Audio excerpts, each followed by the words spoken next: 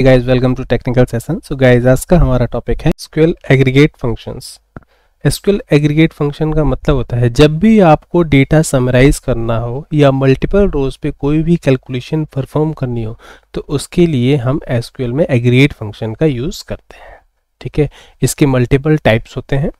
सबसे पहला होता है काउंट। जब आपको रिकॉर्ड्स काउंट करने हैं यानी कि रोज़ को काउंट करना हो तो उसके लिए आप काउंट यूज़ करते हैं। जब आपको किसी कॉलम, किसी न्यूमेरिक कॉलम का सम निकालना है, जैसे फॉर एन एग्जांपल आपके पास एक एम्प्लॉय टेबल है, उसमें सैलरी है तो आपको टोटल सैलरी निकालनी है, एम्प्लॉय की पता करनी है तो उसके लिए आप यूज़ करेंगे सम। ऐसे ही आप एवरेज निकाल सकते हैं, मैक्सिमम सैलरी और मिनिमम सैलरी निकालने के लिए यूज़ किया जाता है। चलिए इसका प्रैक्टिकल करके देख लेते हैं और अच्छे से क्लियर हो जाए। बल्कि देखिए जैसे हमारे पास एक टेबल है एम्प्लॉय, इसमें मल्टीपल रिकॉर्ड्स हैं। ठीक है, एक बार रन करके देख लेते हैं। ठीक, अब जैसे एग्जांपल के लिए हमें काउंट करना है कि नंबर ऑफ रिकॉर्ड्स हमारे टोटल टेबल में कितने हैं, तो उसके लिए यूज़ करेंगे काउंट। ठीक है, और उसके बाद अपने कॉलम का नाम देना है, कॉलम का नाम भी दे सकते हैं या फिर स्टार भी लगा सकते हैं। रन कीजिए, देखिए टोटल नंबर ऑफ रिकॉर्ड्स कितने हैं, 6।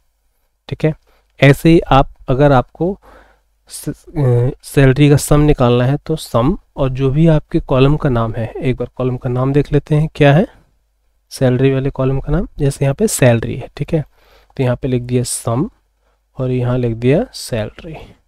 ठीक, तो टोटल जितने भी आपकी कंपनी में एम्प्लॉय हैं, जो भी इस टेबल में डेटा है, उन सब का टोटल सम आ गया, सैलरी का सम। ठीक, अब अगर यहाँ पर आप कंडीशन लगाना चाहते हैं तो कंडीशन भी लगा सकते हैं। जैसे यहाँ पे लिख दिया मैंने सिटी इक्वल टू जो नोएडा वाले बंदे हैं उनकी सैलरी का सम आ जाए। ठीक, तो where city equal to Noida. Run करके देख लेते हैं, ये देखिए सैलरी का सम आगे किसका, जो जिनकी लोकेशन, जिनका सिटी नोएडा है। ठीक है, ऐसे अगर आपको मैक्स निकालना है नोएडा वाले बंदों का मैक्स सैलरी, तो मैक्स सैलरी इतनी है। टोटल पे निकालना है तो आप वेयर की कंडीशन हटा देंगे और ये मैक्स निकाल देंगे। ठीक है, ऐसे ही आप मिन सैलरी का भी कर सकते हैं।